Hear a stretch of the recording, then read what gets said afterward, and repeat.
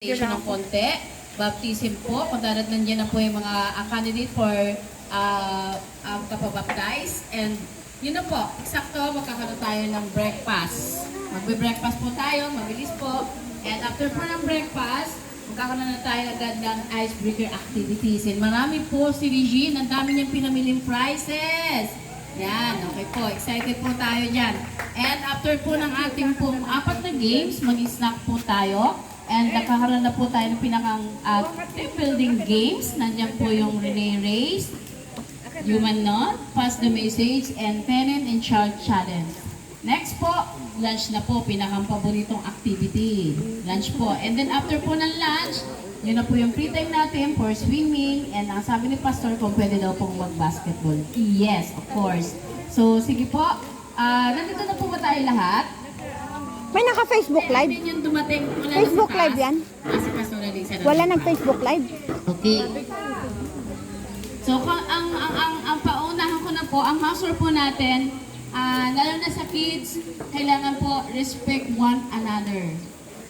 Sa mga kababaihan din po natin, so gusto ko enjoy natin talaga. Alam niyo po ba, sobrang blessed po tayo kasi ang alam ko, ang rental po ng place nito is 25,000 to 30. Pero binigay lang sa atin ng 6,000. Tapos Sister Emmy yung another, siya nagbayad ng ibang balance. So, sana po, sabay-sabay tayong dumating kasi ang ganda po mga sabay-sabay, nandito na tayo, pero wala, sige. Kasi hindi sila makarating, okay na rin yun. Sabi nga po, anong sabi? Nilalive mo ba kami? Hello. Okay po. So, and then, sundin po yung instruction, lalo na po yung magpapagames mamaya. At sana po, please lang po, lahat po magjo-join. Wala po yung uupo lang, magsisel po. Magjo-join po tayo lahat kasi ang purpose po talaga na activity natin is getting to know each other po at makapag-bonding po. Kung simbahan hindi po tayo nakakapag-bonding, wala po tayo nakakamayan, simbabawi tayo dito po. Talagang kailangan po, yung iba po ay hindi ko nakakausap mo yun, talagang makakausap po tayo. Alam na sa kabataan na, explanation po, hindi po tayo nanalo, hindi po tayo po, hindi po ay may nakapos amin na hindi, nakapos tayo amin. At ang ganda po ng price ni Regine, ako, ingat kayo. And yan po, and please lang po, inalaw po tayo tulisin ng game na to, maaari po sana, hindi po tayo magkakalat.